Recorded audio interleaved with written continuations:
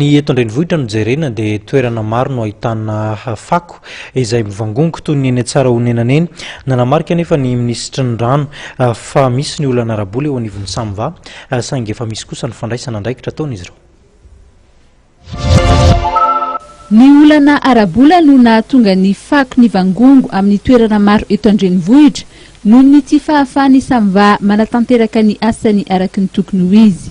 Raha nisy talolo teo ny fiangonan'ny Fako zany dia noho ny olana ara-bola no ireo fandrombiasana fitantanana natao amin'ny Samva izay fantatsika tamin'ireo fotoanandro ireo vao tery niditra tsehatra ny fanjakana nanampy ny Samva tamin'ny fanangonana ny Fako.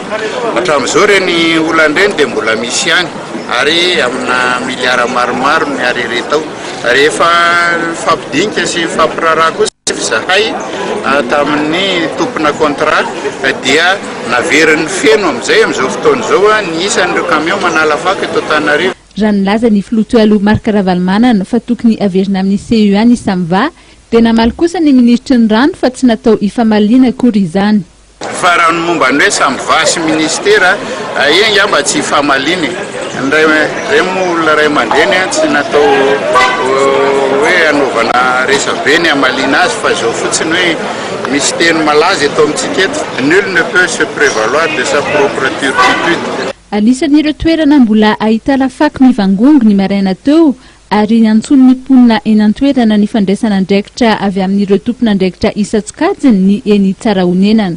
Manao ansoavo ny fanjakana nge tsy mahita. Ny atoandro teo dia tazana teny atoerana ny solombavambahoaka voafily tany amin'ny boriboritany fahadimy.